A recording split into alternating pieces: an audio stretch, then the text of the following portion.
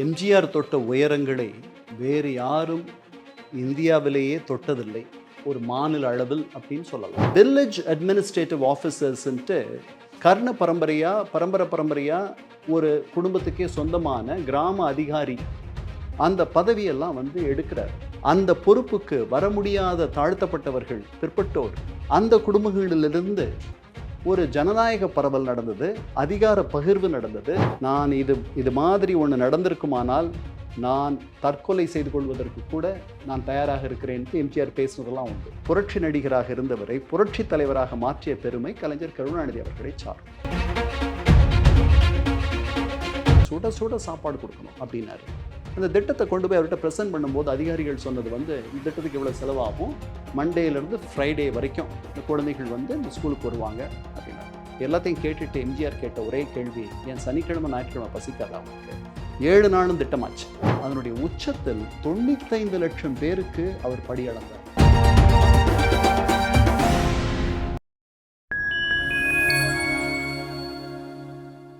Fine time voice நேயர்களுக்கு வணக்கம். நான் உங்கள் சங்கீத் குகன். நம்ம சிறப்பு நிகழ்ச்சியில் நம்மோடு இணைந்திருக்கிறார் மதிப்பிற்குரிய எழுத்தாளர் திரு ஆர் கண்ணன் அவர்கள். வணக்கம் சார்.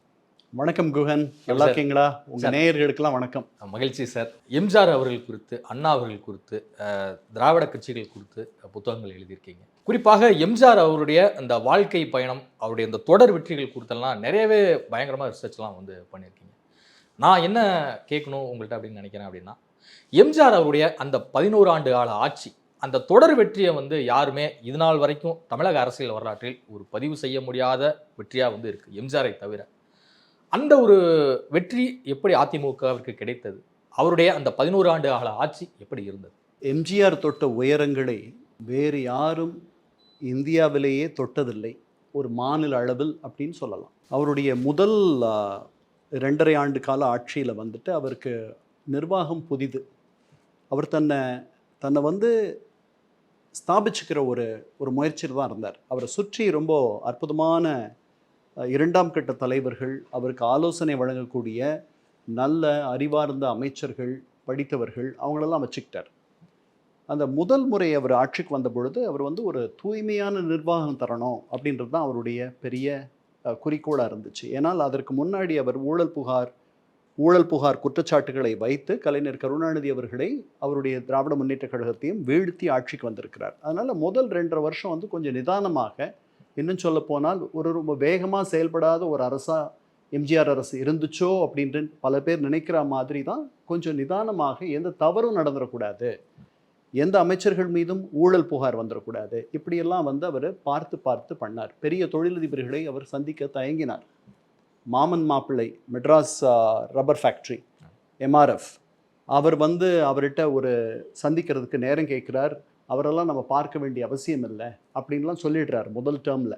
அதுக்கப்புறம் தொழிலதிபர்கள்லாம் அவர் சந்திக்கிறதும், தொழிலதிபர்கள் அவர் உருவாக்குறதும், மதுபான ஆலை அதிபர்களை அவர் உருவாக்குனதும் அது பின்னாடி. இந்த முதல் 2.5 வருஷம் எடுத்துக்கிட்டிங்கன்னா அவர் ஒரு நல்லாட்சி தர வேண்டும் என்று எண்ணுகிறார். அதனால் நிதானமாக செயல்படுகிறார். அந்த அரசு மிகுந்த வேகத்தோடு செயல்பட்ட அரசுன்னு சொல்ல முடியாது. அவர் 2 முக்கியமான நிகழ்வுகள் அந்த 2.5 வருஷ குறுகிய காலத்தில் நடக்குது. ஒன்று வந்த உடனே அவர் என்ன பண்ணுறாரு, முன்னாடி திராவிட முன்னேற்ற கழக அரசு போட்ட ஒரு கமிஷனுடைய அறிக்கை, அந்த அறிக்கையினுடைய பரிந்துரைப்படி வில்லேஜ் அட்மினிஸ்ட்ரேட்டிவ் ஆஃபீஸர்ஸ்ன்ட்டு கர்ண பரம்பரையா ஒரு குடும்பத்துக்கே சொந்தமான கிராம அதிகாரி அந்த பதவியெல்லாம் எடுக்கிறார். அதை தீவிரமாக திராவிட முன்னேற்ற கழகம் எதிர்க்குது. ஏன்னா ஆக்சுவலாக அவர்களுடைய ஆட்சியில் அவர்கள் அமைத்த ஒரு கமிஷனுடைய பரிந்துரையின் பேரில் தான் அவர் அதை செய்கிறார். அது அவர் பண்ணதை சுப்ரீம் கோர்ட் வரைக்கும் எடுத்துகிட்டு போய் அதை சேலஞ்ச் பண்ணுறாங்க. ஆனால் அவர் தான் இறுதியில் வெல்கிறார். அவர் கொண்டு வந்த அந்த புரட்சிகரமான மாற்றம் பல கிராமங்களில் அந்த பொறுப்புக்கு வர முடியாத தாழ்த்தப்பட்டவர்கள், பிற்பட்டோர், அந்த குடும்பங்களிலிருந்து ஒரு ஜனநாயக பரவல் நடந்தது, அதிகார பகிர்வு நடந்தது. இந்த இடங்களுக்கெல்லாம் நம்ம அந்த குடும்பத்தில் பிறந்தா தான் அது தலைமுறையாக வர கருணம். ஒருத்தர் இருப்பார், அவங்க அந்த அப்பா மறைஞ்ச பிறகு அவருடைய பிள்ளை அந்த கருணம்ன்ற பதவியை எடுத்துக்குவார். அதை முதல்ல பண்ணார். அவருக்கு அது ஒரு பெரிய விஷனரியாக இருந்தார். அவருக்கு அதுக்கு எப்படி தெரிஞ்சதுன்னு தெரியல. அதை அவர் டிஃபெண்ட் பண்ணும்போது சட்டமன்றத்தில் சொல்கிறாரு, இது திமுக அரசு அமைச்ச கமிஷனுடைய பரிந்துரை தானே அப்படின்லாம் அவர் சுட்டி காட்டுறார். ஆனாலும் பெரிய எதிர்ப்பு இருந்துச்சு, நிறைய பேருக்கு வேலை போயிடுது. அதுக்கப்புறம் டிஎன்பிஎஸ்சி மூலமாக அந்த பதவிகளை தேர்வாணைய குழு மூலமாக அந்த பதவிகளை நிரப்புறதுக்கான ஒரு திட்டத்தை அவர் கொண்டு வந்தார். அதுதான் நடந்துட்டு இருக்கு பரவலாக. என்று நிறைய தாழ்த்தப்பட்டவர்கள் அந்த பதவிகளில் இருப்பதற்கு காரணம் அதற்கு பிள்ளையார் சுழி போட்டவர் எம்ஜிஆர். இரண்டாவது வந்து நல்லாட்சி தரணும்ன்ட்டு எங்கே பல இடங்களில் ஊழல் நடந்துச்சுன்னா, அந்த மருத்துவக் கல்லூரி, பொறியியல் கல்லூரி தேர்வு அனுமதிகளில் அட்மிஷன்ஸில் வந்துட்டு நிறையா தவறுகள் நடக்குதுன்ட்டு அவர் வந்து முன்னாடியே திமுக அரசு அதை பற்றி குறை சொல்லியிருந்தார். அது நடக்காத இருக்கணுன்றதுக்காக அவர் கொண்டு வந்த அதிகாரிகளோடு கலந்து பேசி, சில கல்வியாளர்கள் அவர்களோடு கலந்து பேசி, லைக் வாசே குழந்தைசாமி மாதிரியான முன்னாள் துணைவேந்தராக இருந்த விசி குழந்தைசாமி அவரெல்லாம் கலந்து பேசி அவர்கள் வந்து ஒரு தேர்வு முறையை ஒரு ஓப்பன் டிரான்ஸ்பரண்ட்டாக ஒரு ஒப்ஜெக்டிவான ஒரு தேர்வு முறையை அறிமுகப்படுத்துகிறார். அப்போ வந்து தேர்வு எழுதணும், அப்புறம் வந்துட்டு இன்டர்வியூ, இது ரெண்டும் கலந்த ஒரு முறையை கொண்டு வரார். அதில் பெருமளவு தவறுகள் குறைந்தது. இருந்தாலும் இந்த 77லேருந்து 80க்குள்ள அவர் மேலே நிறைய ஊழல் புகார் குற்றச்சாட்டுகளை திராவிட முன்னேற்ற கழக அரசு வைத்தது என்பதையும் மறந்துவிடக்கூடாது. பல்கேரிய கப்பல் ஊழல், ஒரு பல்கேரியாவில் போய் கப்பல் வாங்கினார். பல்கேரியாவுக்கு அவர் போகலை, பட் பல்கேரிய கம்பெனியிலிருந்து அந்த கப்பல் வாங்கினார். அதில் அவருக்கு 4 கோடி ரூபாய் ஊழலாக கமிஷனாக வந்தது அப்படின்னு சொல்லிட்டு பல ஆதாரங்களை வந்து சட்டமன்றத்தில் அப்போதைய எதிர்க்கட்சி தலைவராக இருந்த அவருடைய பழைய நண்பர் கலைஞர் கருணாநிதி அவர்கள் முன்வைத்தார்கள். நான் இது மாதிரி ஒன்று நடந்திருக்குமானால் நான் தற்கொலை செய்து கொள்வதற்கு கூட நான் தயாராக இருக்கிறேன்ட்டு எம்ஜிஆர் பேசுனதெல்லாம் உண்டு சட்டமன்றத்தில். ஆமாம், இந்த மாதிரிலாம் நடக்கவே இல்லை அப்படின்னு சொல்லிட்டு. அதே மாதிரி மருத்துவக் கல்லூரி ஊழல்னு வந்துச்சு, ஹைகோர்ட் வரைக்கும் போய் இவர் நல்லபடியாக அதை நடத்தணும்னு நினச்சி கூட ஹைகோர்ட் வந்து 10 பேர் தேர்வுகளில் தவறு நடந்துருச்சோ அப்படி இப்படின்னு சொல்லி தீர்ப்பு வந்துச்சு. அது அவருக்கு ஒரு சின்ன செட்பேக். பட் இதெல்லாம் பெருசாக மக்கள் எதுவும் பெருசாக எடுத்துக்கலை. முதல் 2.5 வருஷம் வந்து அவர் ஒரு நல்லாட்சி தரணும்னு சொல்லிட்டு ரொம்ப நிதானமாக மிகுந்த வேகத்தோடு அவர் செயல்படவில்லை. நிர்வாகத்தை முதலில் புரிந்து கொள்கிறார், மக்களோட ஒரு தொடர்பில் இருக்கிறார். அவர் கூட நல்ல அமைச்சர்கள் இருந்தார்கள். அதாவது அண்ணாவோட இருந்த அமைச்சரவை ஆகட்டும், பெருந்தலைவர் காமராஜரோட இருந்த அமைச்சரவை ஆகட்டும், கலைஞருடைய தொடக்க கால அமைச்சரவைகள் ஆகட்டும், அதில் வந்து ரொம்ப கலந்தே இருக்கும். பிரதிநிதித்துவம் இருந்தாலும் கூட ரொம்ப திறன்மிக்க, செயல்படக்கூடிய, அப்புறம் மக்களோடு தொடர்பில் இருந்த பலர் அமைச்சர்களாக இருந்தார்கள். இப்போ எஸ்டி சோமசுந்தரம் எடுத்துக்கிட்டிங்கன்னா அவர் வீட்டு வாசலில் வந்து அத்தனை பேர் நிற்பாங்க. அவர்களுக்கு அவர் நிறைய உதவிகள் பண்ணி தருவார். அவரெல்லாம் எம்ஜிஆருடைய அமைச்சரவையில் இருந்தார். இது முதல் பீரியட். அப்புறம் அவரை வந்து நாடாளுமன்ற தேர்தல் வருது, அதில் தோற்று போய்டுறார் எம்ஜிஆர். தோற்று போன கொஞ்ச நாளில் வந்து அவருடைய ஆட்சியை February 17, 1980 கலைச்சிடுறாங்க. 8 ஜனதா கட்சி ஆளும் மாநிலங்களை கலைக்கிறாங்க. கலைஞர் அவர்கள் வந்து இந்திரா அம்மையாரோட கூட்டணியில் இருக்கிறதுனால அவர் கேட்டுக்கிட்டாருன்றதுக்காக எம்ஜிஆருடைய அரசியும் கலைச்சிடுறாங்க. அவர் அந்த கலைச்ச பிறகு அவர் அதை கண்டெல்லாம் வந்து ஒன்றும் கவலைப்படலை. அவர் வந்து அரசியல், அவருக்கு ஒரு தோல்வி ஏற்பட்டால் அரசியலை விட்டே அவர் விலகி விடுவார், ஓடி போய் விடுவார். அவர் ரொம்ப நாள் இருக்க மாட்டார். இந்த கவர்ச்சி என்பது 4 மாதங்கள் இருக்கக்கூடிய மாயை அப்படியெல்லாம் திமுக தலைவர்கள் பேசினாங்க. அவர் ஒன்றும் அப்படியெல்லாம் ஓடியெல்லாம் போகலை, எதற்கும் அசரலை, கொஞ்சமும் அசரலை. அன்று கலைத்த அன்னைக்கு வந்துட்டு அவர் வீட்டில் வந்து சிவகவி டெலிவிஷனில் பார்த்துட்ருக்கார் எம்கேடி பாகவதர் நடித்த படத்தை. ரொம்ப நிம்மதியாக இருக்கேன், பெரிய சும போயிடுச்சு அப்படின்னு சொல்லிட்டு டாக்டர் ஹண்டே கிட்ட சொல்கிறார். சுகாதாரத்துறை அமைச்சராக இருந்தது. ஆமாம். அதனால் அவருக்கு வந்து அதை அவர் வந்து ஒரு ரிலக்டன்ட் பாலிட்டிஷியன். அவர் சீஃப் மினிஸ்டர் ஆகணும்னு நினைக்கல. அவர் வந்து இந்த நாட்டினுடைய தலைமை பொறுப்புக்கு வரணுன்ட்டுலாம் அவர் திட்டமிடலை. அவர் பாதி நாள் பொது வாழ்க்கையிலும் பாதி நாள் திரைத்துறையிலும் இருக்கணும் அப்படின்னு தான் தன்னுடைய வாழ்வை அவர் அமைத்து கொண்டார். அப்படித்தான் வந்து 60களுடைய இறுதி வரை அப்படித்தான் அவருடைய வாழ்க்கையும் இருந்துச்சு. ஆனால் விதி அவரை விடவில்லை. அவரை முழு நேர பொது வாழ்க்கை அரசியல்வாதியாக மாற்றியது. அதற்கு முக்கியமான, அவரை எப்படி ஒரு கதாநாயக அந்தஸ்தை உருவாக்கி தந்தாரோ கலைஞர் கருணாநிதி, அதே போல் அவரை ஒரு முழு நேர அரசியல் தலைவராக, புரட்சி நடிகராக இருந்தவரை புரட்சி தலைவராக மாற்றிய பெருமை கலைஞர் கருணாநிதி அவர்களை சாரும். இது முதல் பீரியட். அவர் கவர்மெண்ட்டை கலைச்ச பிறகு அவர் ஒரு 3-4 மாதத்தில் நடக்கிற தேர்தல்களில் வேற யாருடைய உதவியும் அவருக்கு இல்லை. பெருசாக யாரும் அவரோட இல்லை, அவர் மட்டும் ஒத்த. அந்த பக்கம் வந்து திமுக காங்கிரஸ் கூட்டணி, அது மிகப்பெரிய கூட்டணி, பாதி இடங்களை பகிர்ந்துக்கிறாங்க. 112 இடங்கள் 112 இடங்கள் சரிதானா. அப்புறம் உதிரி கட்சிகளுக்கெல்லாம் கொடுக்குறாங்க. ஆட்சிக்கு வந்தால் கூட்டணி ஆட்சி அப்படிங்கிற ஒரு முடிவுலையும் இருக்காங்க. கூட்டணி ஆட்சின்னு சொல்லியே வாக்கு கேட்குறாங்க. முதல் முறையாக கூட்டணி ஆட்சி எம்ஜிஆரை வீழ்த்துவதற்கு, இந்த இந்த ஊழல், லஞ்ச ஊழல், நிர்வாக சீர்குலைவோடு நடக்கக்கூடிய இந்த ஆட்சியை வீழ்த்துவதற்கு இன்னும் கூட அதிக இடங்களை நான் விட்டு கொடுப்பேன் அப்படின்னு சொல்லி கலைஞர் பேசியிருக்கார். 112 இடங்கள் இல்லை, இன்னும் கூட நான் விட்டு கொடுக்க தயாராக இருக்கேன். நமக்கு முன்னாடி இருக்க குறிக்கோள் எம்ஜிஆர் அவர்களை அவருடைய நல்லாட்சி அல்லது அது அவருடைய கெட்ட ஆட்சியை, அவருடைய இந்த ஆட்சியை நீக்குவது என்பது தான் நம்முடைய இலக்குன்னு சொல்லிலாம் கேட்குறாரு. எம்ஜிஆர் ஒத்தையாளாக, அவர்கிட்ட பெருசாக பணம் கிடையாது அந்த எலெக்ஷனில். அவர் போகிறாரு, போயிட்டு அவரோட இருந்த 2 முக்கியமான தலைவர்கள்னு நீங்கள் எடுத்துக்கிட்டிங்கன்னா, ஒன்று குமரி அனந்தன், நம்ம கவர்னராக இருந்த தமிழிசை சவுந்தரராஜனுடைய தந்தையார். அவர் காந்தி காமராஜ் தேசிய காங்கிரஸ்ன்னு ஒன்று நடத்துகிறார். அவருக்கு 12 சீட்டு தரார். அவருக்கு என்ன பெரிய ஃபாலோவிங் இருந்துச்சு, இருந்தாலும் அவர் இவரோட இருக்கார், ஒரு அழகான பேச்சாளர். இன்னொருத்தர் பழநெடுமாறன், அவருக்கு 6 சீட்டு தரார். இவங்க மட்டும்தான் அவரோட கூட இருந்தவங்க. அப்புறம் ஒரு கம்யூனிஸ்ட் கட்சி அவரோட இருந்துச்சுன்னு நினைக்கிறேன். போய் மக்கள்கிட்ட நான் என்ன தவறு செஞ்சேன், இப்படி கலைச்சிட்டாங்க அப்படின்னு சொல்லி பேசுகிறார்.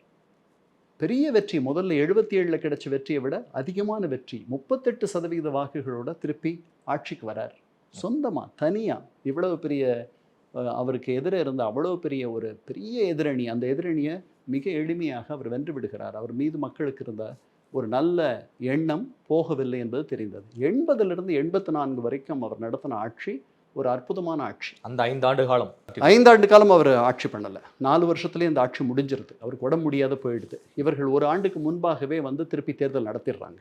அவர் ஹாஸ்பிட்டலில் அமெரிக்காவில் இருக்கார். இந்த 4 ஆண்டுகள் தமிழகத்தினுடைய 3வது அல்லது 2வது தொழில் புரட்சிக்கு வித்திட்ட 3வது தொழில் புரட்சிக்கு வித்திட்ட காலம். அவர் பொதுவாக கிராமப்புறங்களை தான் பார்ப்பார். ஸோ முதல்ல வந்த உடனே என்ன பண்ணுறாரு, இன்டிகிரேட்டட் நியூட்ரிஷியஸ் ப்ரோக்ராம்னு சொல்லிட்டு வேர்ல்டு பேங்கோட ஒரு ப்ரோக்ராமை கொண்டு வரார். அது என்னென்னா புரோட்டீன் குறைச்சலை கிட்டத்தட்ட 9 மாவட்டங்களில் குறைக்கிற ஒரு முயற்சி. 17 மில்லியன் பீப்புள், அதாவது 1,70,00,000 பேருக்கு புரோட்டீன் குறைபாட்டை சரி செய்யக்கூடிய ஒரு முயற்சியை முதல்ல 1980 அறிமுகப்படுத்துகிறார். அது பெரிய ஒரு மாற்றத்தை தமிழகத்தினுடைய கிராமப்புறங்களில் செய்கிறது. அதற்கு பிறகு என்ன பண்ணுறாரு, சைல்டு டெவலப்மெண்ட் ப்ரோக்ராம்னு இன்னொரு குழந்தைக்கு போஷாக் தருவது, அவர்களை நல்ல திடமிக்க இளைஞர்களாக மாற்றுவது. பாரதி சொன்னான் இல்லையா, மனதில் உறுதி வேண்டும், வாக்கிய நிலை இனிமை வேண்டும், நினைவு நல்லது வேண்டும், நினைத்த பொருள் கைப்பட வேண்டும் அப்படின்னு சொன்னால், அதே மாதிரி நம்ம இவர் திருமூலர் சொல்கிறாரு, திடம்பட மெய்ஞானம் சேரவும் மாட்டார், உடம்பை வளர்க்கும் உபாயம் அறிந்தே உடம்பை வளர்த்தேன் உயிர் வளர்த்தேனேன்னு முடிக்கிறார். அது மாதிரி அவருக்கு உடல் நலம், அவர் பயிற்சி பண்ணுறவர், ஏன்னா அவர் ரொம்ப உடம்பை கட்டுமஸ்தாக வச்சுக்கிட்டவர். அதனால் போஷாக்கு குறைவாக இருக்கக்கூடிய குழந்தைகள் இருக்கக்கூடாதுன்றதுக்காக சைல்டு டெவலப்மெண்ட் ப்ரோக்ராம்ன்ட்டு ஒரு திட்டத்தை கொண்டு வரார். இது 2 அதிகமாக தெரியப்படாத திட்டங்கள். அதனால தான் இதை பற்றி நம்ம இப்போ பேசுகிறோம். ரொம்ப அதிகமாக தெரிஞ்ச ஒரு திட்டம், அவரே நினைத்து கொண்டு வந்த திட்டம்னா மதிய உணவு திட்டத்தை அவர் விரிவாக்குறார். அது முன்னாடியே இருந்துச்சு. 56ல் பெருந்தலைவர் காமராஜர் அவர்கள் அறிமுகப்படுத்தின திட்டம். இருந்தாலும் அந்த திட்டம் அரசு முழு பணம் செலவு பண்ண திட்டம் கிடையாது. அதில் மக்கள் பணமும் இருந்தது, அரசும் உதவி பண்ணது. ஸோ மக்களும் அரசும் சேர்ந்து நடத்திய திட்டம் தான் பெருந்தலைவர் காமராஜருடைய மதிய உணவு திட்டம். எம்ஜிஆர் அதனுடைய நோக்கம் என்னென்னா எல்லாரையும் படிக்க வைக்கணுன்றது. ஸோ 2 மடங்கு ஆச்சு படித்தவர்களுடைய தொகை. அந்த 9 ஆண்டு காலம் பெருந்தலைவர் காமராஜர் ஆட்சியில் 20% இருந்த கல்வியாளர்கள், எழுத படிக்க தெரிந்தவர்களுடைய தொகை அவர் ஆட்சியை விட்டு கீழே இறங்கும்போது ஏறக்குறைய ஒரு 15% கூடியிருந்துச்சு. அது பெருந்தலைவர் காமராஜருடைய சாதனை. எம்ஜிஆருடைய நோக்கம் படிப்பு கிடையாது. அவருடைய நோக்கம் வள்ளலார் மாதிரி பசியாற்றுதல். ஸோ அவர் என்ன சொல்கிறாரு, எனக்கு இந்த மாதிரி குறிப்பிட்ட பாயிண்ட்னா வறுமையை ஒழிக்கணும், அதுதான் மெயின். பசித்திருக்கக்கூடாது. பசித்திருந்தால் நீங்கள் என்ன பண்ண முடியும்? பசித்திருந்தால் என்ன உங்ககிட்ட போய் சொல்ல முடியும்? நீங்கள் என்ன செய்ய முடியும்? இந்த வயிற்றுப்பாட்டுக்கு தானே இவ்வளவு பெரிய கஷ்டம். அவரே வறுமையிலிருந்து வந்தவர் தானே. அவர் பல நேரங்களில் பட்டினியாக இருந்திருக்கிறார். அவர் அம்மா அவருடைய மெலிந்த தேகத்தை பார்த்து நீ இறந்து போயிட்டா கூட நல்லா இருக்குமேடான்னு சொல்லி வருத்தப்பட்டிருக்காருன்னு அவருடைய சுயசரிதையில் பதிவு பண்ணியிருக்கார். அந்த அளவுக்கு வறுமை. அவருக்கு இயற்கை உதவி செய்தது, அவருடைய கடுமையான உழைப்பு. முதல் 11-13 படங்களில் அவர் கதாநாயக அந்தஸ்து அவருக்கு கிடைக்கவில்லை. அவர் கதாநாயக அந்தஸ்து கிடைப்பதற்குள்ளரையும் அது போய் தன்னை நிறுத்திக்கிறதுக்குள்ளரையும் அவர் படாத பாடுபட்டுட்டார். பல அவமானங்களை சந்தித்தார். அதனால தான் சில தயாரிப்பாளர்களை அவர் சரியாக நடத்தவில்லை அப்படின்லாம் அவர் மேலே ஒரு குறை இருந்துச்சு. ஏன்னா தயாரிப்பாளர்கள் அவரை அவ்வளவு கஷ்டப்படுத்தினாங்க. 10-15 வருஷம் அவர் பட்ட அவமானங்கள் சொல்லி முடியாது. அதெல்லாம் பதிவு பண்ணியிருக்கார். அங்கே நம்ம போக வேண்டாம். ஸோ வறுமை, அவருடைய காமராஜரனுடைய இலக்கு வந்து எழுத்தறிவித்தல், இவருடைய இலக்கு வந்து பசியாற்றுதல். வள்ளலார் மாதிரி செயல்பட்டார். இவர் என்ன சொன்னார், முதல்ல அரசே மொத்த செலவையும் எடுத்துக்கும், நம்பர் 1. அப்புறம் காமராஜருடைய மதிய உணவு திட்டம் எல்லா ஸ்கூலுக்கெல்லாம் போகலை, டார்கெட்டட் ஸ்கூல்ஸ்க்கு மட்டும்தான் போச்சு. எல்லா ஸ்கூல்ஸுக்கும் எங்கெல்லாம் தேவை இருக்கிறதோ அத்தனை ஸ்கூல்களுக்கும் போகும். இப்படி ஒரு திட்டத்தை கொண்டு வாங்கன்றார். இந்த ஐஏஎஸ் அதிகாரிகள் இதற்கு எதிர்ப்பு தெரிவிக்கிறாங்க. இதெல்லாம் சாத்தியம் இல்லை சார், இதுக்கு பணம் இல்லை சார், பண்ண முடியாது. அப்போல்லாம் ரொம்ப பெரிய நம்ம பட்ஜெட்லாம் இன்னைக்கு மாதிரி, இன்னைக்கு 3,30,000 கோடியா நம்ம பட்ஜெட்டில் அது மாதிரி பட்ஜெட், அது மாதிரி ஏதோ $43 பில்லியன் இன்னைக்கு வந்து நம்ம யூஎஸ் டாலர்ஸில் சொல்கிறதுனா நம்முடைய பட்ஜெட் $43 பில்லியன். பாகிஸ்தான் நம்மள மாதிரி 4 மடங்கு மக்கள் தொகை இருக்குது, நம்ம 8 கோடி பேர், அவர்கள் வந்து 25-26 கோடி பேர், 3 மடங்கு அதிகம். அவங்களுடைய பட்ஜெட் வந்து 63 பில்லியன், நமது 43 பில்லியன். ஸோ இதெல்லாம் சம்மந்தமே இல்லை. அவர் ஆட்சி பண்ண காலத்தில் வந்துட்டு எனக்கு சரியாக நினைவில்லை, நான் நினைக்கிறேன் அண்ணா ஆட்சி பண்ணும்பொழுது 220 கோடி அதுதான் பட்ஜெட். ஸோ கலைஞர் வந்தபோது அது கொஞ்சம் மேலே போயிருக்கோம். இவர் வந்தபொழுது we are still talking about less than 1,000 crores அல்லது 2,000 கோடிக்கு கீழே. இந்த 2,000 கோடியில் இந்த திட்டத்துக்கு வந்து எவ்வளோ தேவைப்படும்னா 100 கோடி தேவைப்படும். ஸோ 5% 10% வந்து இதுக்காக ஒதுக்கணும் பட்ஜெட் தொகையில் சொல்கிறாங்க. அவருடைய அதிகாரிகள் சொல்கிறாங்க இதெல்லாம் சாத்தியம் இல்லை, ஒரே ஒரு டிஸ்ட்ரிக்டில் மட்டும் வேணாம் இதை பைலட் ப்ரோக்ராமாக அறிமுகப்படுத்தி பார்ப்போம் அப்படின்ற மாதிரி சொல்கிறாங்க. அவர் சொல்கிறாரு அப்படி பண்ண முடியாது. ஏன்னா அவரே சொல்கிறார், அதாவது எவ்வளவு நுட்பமான ஆள், என்ன நுட்பமான தலைவர், எப்படி மக்கள் அறிந்து வைத்திருந்தார், எப்படி வறுமையை புரிந்து வைத்திருந்தார், எப்படி வந்து மக்களுடைய இதயங்களில் அவர் சிம்மாசனம் போட்டு உட்கார்ந்து கொண்டார் என்பதற்கு இதெல்லாம் ஒரு சாட்சி. அவர் சொல்கிறாரு இந்த டிஸ்ட்ரிக்ட் இங்கே முடியுது, இங்கே ஒரு ஸ்கூல் இருக்குது, இந்த ஒரு டிஸ்ட்ரிக்டில் இருக்க இந்த ஸ்கூலுக்கு இந்த பிள்ளைகள்லாம் மதியம் சாப்பிடுவாங்க. அங்கேருந்து ஒரு 2 கிலோமீட்டரில் அடுத்த டிஸ்ட்ரிக்டில் இன்னொரு ஸ்கூல் இருக்கும். அந்த ஸ்கூலில் இருக்க பிள்ளைகளுக்கு இந்த சாப்பாடு கிடைக்காது.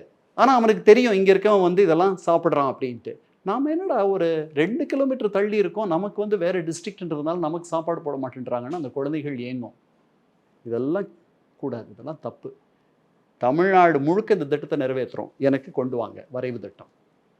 ஃபைனான்ஸ் செக்ரட்டரி வந்து இதுக்கு எதிர்ப்பு தெரிவிக்கிறார். அதாவது முடியாது, அதாவது அவங்க வந்து இதுக்கு இந்த நல்ல திட்டத்துக்கு எதிர்ப்பெல்லாம் எதிர்க்கணும், அவர்களுக்கும் என்ன சாப்பாடு போடக்கூடாதுன்னு எண்ணமா? அப்படியெல்லாம் ஒன்றும் கிடையாது.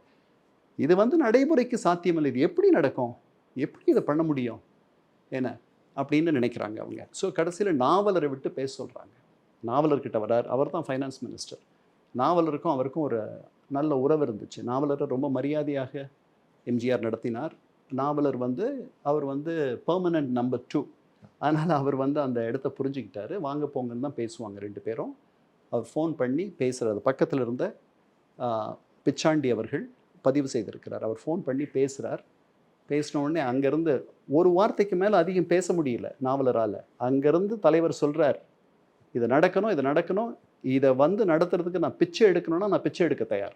ஸ்கீம் வருது July 1, 1982 பாப்பாரக்குறிச்சின்ட்டு உங்கள் திருச்சி பக்கத்தில் இருக்க ஒரு சின்ன டவுனில் சின்ன வில்லேஜில் தொடங்குறார். இப்படி உட்காந்து அவர் சாப்பிட்றது. அதை தான் இன்றைக்கி இருக்க நம்ம தமிழக முதல்வரும் குழந்தைகளுக்கு ஊட்டுற மாதிரி ஒரு படம் போடுறாரு, காலை உணவு திட்டம். ஆமாம், அது வந்து எம்ஜிஆர் கிட்ட இருந்து வந்து நமக்கு வந்து அந்த படம் July 1 அந்த திட்டம் தொடங்குது. திருச்சி பாப்பாரக்குறிச்சியில் ஸ்டார்ட் பண்ணுறாங்க. அந்த July 1 தொடங்குது. அந்த திட்டம் தொடங்கும் பொழுது மெதுவாக தொடங்கி அப்புறம் வந்து அதில் வந்து சமைக்கிறதுக்கு ஆட்கள் வேணும். அப்புறம் அந்த சமைக்கிறது சூடாக சாப்பிடணும். அவர் சொல்லிட்டாரு சூடாக இருக்கணும் சாப்பாடு, நீங்கள் வந்து இந்த வச்சு ஆறி அதெல்லாம் சுட சாப்பாடு கொடுக்கணும் அப்படின்னாரு. அந்த திட்டத்தை கொண்டு போய் அவர்கிட்ட ப்ரெசென்ட் பண்ணும்போது அதிகாரிகள் சொன்னது வந்து இந்த திட்டத்துக்கு இவ்வளோ செலவாகும், மண்டேலேருந்து ஃப்ரைடே வரைக்கும் இந்த குழந்தைகள் வந்து இந்த ஸ்கூலுக்கு வருவாங்க அப்படின்னாரு. எல்லாத்தையும் கேட்டுட்டு எம்ஜிஆர் கேட்ட ஒரே கேள்வி, ஏன் சனிக்கிழமை ஞாயிற்றுக்கிழமை பசிக்காதா அவங்களுக்கு? 7 நாளும் திட்டமாச்சு. இந்த திட்டத்தினுடைய உச்சத்தில் என்ன ஆச்சுன்னா இத்தனை 55-56 லட்சம் குழந்தைகள் படிக்க வந்தார்கள். அவர்களுக்கு இந்த சத்துணவு இந்த போச்சு. இது தவிர முதியோர்களை சேர்த்தார், பென்ஷன் வாங்கிட்டு விதவைகளாக இருக்கிற சில பேர் சேர்த்தார், டெஸ்டிடியூட்ஸ்ன்னு நம்ம ஆங்கிலத்தில் சொல்லுவோம், கைவிடப்பட்டவர்கள், அவர்களை சேர்த்தார். இது அதனுடைய உச்சத்தில் 95 லட்சம் பேருக்கு அவர் படியளந்தார். இந்த சத்துணவு திட்டத்தின் மூலம் 30 லட்சம் மாணவர்கள், 95 லட்சம் பேர் அல்ல மாணவர்கள், அதில் 3/2 பங்கு. மீதி வந்து வயதானவர்கள், ஓய்வு பெற்றவர்கள், தங்களுடைய பிள்ளைகளால் கைவிடப்பட்டவர்கள், வசதி இல்லாதவர்கள், என்ன நிலையற்றவர்கள். ஸோ இது ஒரு மாபெரும் ஒரு மாற்றத்திற்கு, அதாவது படிப்பறிவு, அதாவது எழுத்தறிவித்தவன் இறைவன் இல்லையா, இவர் அதல்ல இலக்குன்னு நான் முன்னாடியே சொல்லிட்டேன். இவர் வந்து வள்ளலார், நவீன வள்ளலார். எல்லாருக்கும் அவர் வீட்டுக்கு போனால் சாப்பிட்டுட்டு தான் போகணும். உங்களை அவர் பார்த்தாருன்னா முதல்ல அவர் கேட்குற கேள்வி சாப்பிட்டுட்டீங்களான்னு தான். எந்த நேரம் பார்த்தாலும் அதுதான் கேட்பார் அவர். ராமபுரம் தோட்டத்தில் எங்கே பார்த்தாலும் சரி, நீங்கள் வெளியில் பார்த்தாலும் சரி, ஒரு போலீஸை சந்தித்தாலும் சரி, அல்லது அவருடைய டிரைவரை பார்த்தாலும் சரி, சாப்பிட்டுட்டீங்களா அப்படின்வார். அதனால் அவருக்கு வந்து அது ஒரு பெரிய, அதாவது என்ன சொல்கிறது, ஆங்கோர் ஏழைக்கு எழுத்தறிவித்தல், அன்னை யாவனும் புண்ணியம் கோடி ஆங்கோர் ஏழைக்கு எழுத்தறிவித்தல்னு பாரதி சொல்கிறான். ஆனால் அவர் அப்படி அன்னச்சத்திரம் 1000 கட்டல், ஆலயம் 10,000 வைத்தல், பின்னருள்ள தர்மங்கள் யாவும் பெயர் விளங்கி ஒளிர நிறுத்தல், அன்னை யாவனும் புண்ணியம் கோடி ஆங்கோர் ஏழைக்கு எழுத்தறிவித்தல். அது காமராஜர் பண்ணது. இவர் அப்படி நினைக்கல. அன்ன சத்திரம் 1000 கட்டல், அதாவது உணவு, நீ பசியை ஆத்திட்டேன்னா, மலேசியாவில் இருக்க தமிழர்கள் காலையில் நீங்கள் வந்து பிரேக்ஃபாஸ்ட் சாப்பிட்டீங்களான்னு எப்படி கேட்பாங்க? உங்களுக்கு தெரியும், பசியாறிட்டீங்களான்னு கேட்பாங்க. அதுதான் அவருடைய வாழ்க்கையோட லட்சியமாக, புரட்சி நடிகராக இருந்து புரட்சி தலைவராக உயர்ந்த அந்த மாபெரும் மனிதர் தன்னுடைய வாழ்நாளுடைய குறிக்கோளாக ஒரு நவீன வள்ளலாராக அவர் இருந்தார். ஸோ இது இந்த பக்கம் நடந்துட்டுருக்கு ஒரு பக்கம். அப்புறம் அவர் நினைக்கிறார், அப்போ வந்து 15 இன்ஜினியரிங் காலேஜ் தான் தமிழ்நாடு அரசு வச்சுருக்கு. ஒரு புதுசாக இன்ஜினியரிங் காலேஜ் தொடங்கணும் அப்படின்னா, இப்போ வந்து நிறைய பேர் படிச்சுட்டு வெளியே வராங்க. ஸோ தொடங்கணும் அப்படின்னா வந்துட்டு 15 கோடி ரூபாய் ஆகும்னு சொல்கிறாங்க. 15 கோடி ரூபாய் கொடுத்து ஒரு இன்ஜினியரிங் காலேஜ் தொடங்குற அளவுக்கெல்லாம் வந்து அரசுக்கு வலிமை இல்லைன்ட்டு அவருக்கு சொல்லப்படுது. அந்த டைம் 80ல் 82ல். உடனே அவர் என்ன பண்ணுறாரு, அவருடைய அரங்கநாயகம் ஒரு ஸ்கூல் டீச்சராக இருந்தவர், அவர் தான் கல்வி அமைச்சர். அந்த சிஸ்டத்தை அவங்க மாற்றுறாங்க. அவங்க என்ன பண்ணுறாங்க, முதல்ல வந்து 11 வரைக்கும் நீங்கள் ஸ்கூலில் இருப்பீங்க, ஒரு வருஷம் ப்ரீ யூனிவர்சிட்டி கோர்ஸ் பியூசி, அதுக்காக நீங்கள் காலேஜ் போவீங்க. உங்களுக்கு அது வந்து புதுமுக வகுப்புன்னு பேர். நீங்கள் அந்த கல்லூரியை உங்களுக்கு அறிமுகப்படுத்துகிற ஒரு வாய்ப்பு. அந்த நேரத்தில் போகும்பொழுது நீங்கள் யூனிஃபார்ம்லாம் போட்டு போக வேண்டிய அவசியம் இல்லை. அது ஒரு ரொம்ப சுகமான அனுபவமாக இருக்கும். நிறைய மாணவர்கள் அங்கே போக விரும்புவாங்க. ஆனால் காலேஜ் வந்து 10-15 கிலோமீட்டர் தள்ளி இருக்கும். 11 வருஷம் நீங்கள் ஸ்கூலில் படிக்கும்போது ஸ்கூல் வந்து 2 கிலோமீட்டர் 3 கிலோமீட்டருக்குள்ளே இருக்கும், நீங்கள் படிச்சிருவீங்க. 15 கிலோமீட்டர் தள்ளி இருக்கிற காலேஜுக்கு நீங்கள் போகணும்னா பியூசியே படிக்காதுன்னு நின்றுடுவீங்க. ஸோ அவர் என்ன பண்ணுறாரு, ஹையர் எஜுகேஷன் வந்து சில மாணவர்கள் பெற முடியாத சுச்சுவேஷனும் அந்த 11ஓட நின்று போயிடும் உங்களுடைய படிப்பு. ஸோ இதை மாற்றுறதுக்காக என்ன பண்ணுறாங்க, அந்த பியூசியை கொண்டு வந்து ஸ்கூலில் கொண்டு வந்து சேர்த்துடுறாங்க. அதுதான் +2. ஸோ நீங்கள் 3 கிலோமீட்டரில் இருக்க ஸ்கூல்லையே 11 வருஷத்துக்கு பதில் 12 வருஷம் இருக்கலாம். நீங்கள் காலேஜ் போகணுன்னு முடிவு பண்ணிங்கன்னா ஒரு வருஷம் உங்களுக்கு கூடிடும். இல்லைன்னா நீங்கள் ஒரு வருஷம் முன்னாடியே அதை விட்டுட்டு தொலைவில் இருக்குது, என்னால் அதுக்கு பணம் கட்ட முடியாது அப்படி இப்படின்னு சொல்லிட்டு நீங்கள் போக மாட்டீங்க. குறிப்பாக தொலைவில் இருந்தாலும் நீங்கள் போக மாட்டீங்க. இந்த மாதிரிலாம் இருக்கும். உங்களுக்கு பிடிச்ச கோர்ஸ் கிடைக்கணும், இதெல்லாம் இருக்குது. அதனால் இப்போ வந்து ஒரு வருஷம் உங்களுக்கு கூடுதலாக உங்களுக்கு ஒரு வருஷம் பள்ளி படிப்பு கிடைச்சிது. அதற்கப்புறம் வந்து இந்த மாதிரி ப்ரொஃபஷனல் காலேஜஸ், இப்போ நீங்கள் 12 வருஷம் ஸ்கூலில் இருந்துட்டீங்க, இதிலிருந்து வந்து வெளியில் லட்சக்கணக்கான மாணவர்கள் வெளியே வராங்க. இவர்களுக்கெல்லாம் அதிகமாக மேலே படிக்கிறதுக்கான ஒரு வாய்ப்பு வந்து தமிழக அரசால் செய்து தர முடியவில்லை. 3-4 மருத்துவக் கல்லூரிகள் தான் இருக்குது. Stanley medical college, Madras medical college, அதுக்கப்புறம் மதுரை மெடிக்கல் காலேஜ், அந்த மாதிரி ஒரு 3-4 காலேஜஸ் தான் இருக்குது. என்ஜினியரிங் காலேஜுக்கே 15 கோடி ஆகும்னா மருத்துவக் கல்லூரி ஆரம்பிக்கிறதுக்கு எவ்வளோ ஆகும்? ஸோ அப்போ அவர் இங்கேருந்து நிறைய பேர் வந்து கர்நாடகாவில், அப்புறம் மகாராஷ்டிராவில், அங்கே ஏற்கனவே வந்து பப்ளிக் ப்ரைவேட் பார்ட்னர்ஷிப் அல்லது ப்ரைவேட் பார்ட்னர்ஷிப்பில் வந்துட்டு எஜுகேஷன் வந்துடுது. கவர்மெண்ட் எய்டட் இல்லை, கவர்மெண்ட்டோடைய அனுமதியோட நீங்கள் வந்து தனியார் வந்து இந்த மாதிரி ப்ரொஃபஷனல் கோர்சஸ் கொடுக்குற காலேஜஸை தொடங்கிக்கலாம். இப்போ வந்து இங்கேருந்து மணிப்பாலில் போய் மெடிக்கல் காலேஜில் படிக்கிற ஆட்கள் 80கள்லேயே இருந்தாங்க, 70கள்லேயே இருந்தாங்க. அப்புறம் ராமையா மெடிக்கல் காலேஜோ அப்படின்னு அது மாதிரி குண்டூர்லேயோ என்னமோ இருந்துச்சு. ஒரு லா காலேஜ் இருந்துச்சு. இங்கேருந்து போய் கர்நாடகாவில் போய் அப்படி படித்தவர்கள் உண்டு. மணிப்பால் கர்நாடகாவில் தான் இருக்குதுன்னு நினைக்கிறேன். அங்கே போய் டாக்டர் ஆகிட்டு வந்தவங்க உண்டு. ஸோ இங்கே வந்து டாக்டர்ஸ் படிக்கணும் அல்லது என்ஜினியரிங் படிக்கணும்னா போதுமான அளவு வசதிகளை செய்து தருவதற்கு எம்ஜிஆருக்கு அவருடைய அன்னைக்கு தமிழகம் இருந்த சூழலில் அவரால் அதை செஞ்சு தர முடியல. அதனால் அவர் என்ன சொல்கிறாரு, பெரும் முதலாளிகள், இந்த தமிழகத்தினுடைய பெரும் தொழிற்சாலை அதிபர்கள், தொழிலதிபர்கள், அவர்களெல்லாம் கூப்பிடுறாரு. லைக் ஃபார் இன்ஸ்டன்ஸ் பொள்ளாச்சி மகாலிங்கத்தை கூப்பிட்டு அவர் கேட்குறாரு, நான் இடம் தரேன், அரசு உங்களுக்கு இடம் தரும், நீங்கள் ஒரு என்ஜினியரிங் காலேஜ் தொடங்குங்க, மெடிக்கல் காலேஜ் தொடங்குங்க, நான் எல்லா வசதிகளும் செஞ்சு தரேன் அப்படின்றார். அவங்களுக்கு இதனுடைய தாற்பயம் அதிகமாக புரியல. பெரிய பெரிய தொழிலதிபர்களை கூப்பிட்டு பேசுகிறார், புரியலை. பொள்ளாச்சி மகாலிங்கம் ஆரம்பிச்ச இன்ஜினியரிங் காலேஜ் குமரகுருபரன் இன்னைக்கும் நடந்துட்டு இருக்கு, கோயம்புத்தூர் சரிதானா? சரவணப்பட்டியில் இருக்கு. பட் அவங்க இன்னும் நிறைய பண்ணியிருக்கலாம். பல டிவிஎஸ் அவங்க வந்திருக்கலாம், டிஐ சைக்கிள்ஸ் முருகப்பா குரூப் அவங்க வந்திருக்கலாம், கார்பரண்டம் யூனிவர்சல் அவங்க வந்திருக்கலாம், வேறு சில பேர் பிரேக்ஸ் இந்தியா யாரோ வந்திருக்கலாம். அவர்களெல்லாம் வரவில்லை. அவர்களுக்கு இது வந்து ஒரு கோல்டு மைன், இது தங்க சுரங்கம்ன்றது அப்போ தெரியல. இது இவ்வளோ ஒரு பெரிய வாய்ப்பு, இந்த மனிதர் நமக்கு வந்துட்டு ரியல் எஸ்டேட்டை அள்ளி தரப்போகிறாரு. ரொம்ப அதாவது அவர் வந்து அதுக்கு விலை இலவசமாக தந்த மாதிரி தான் தந்தார்.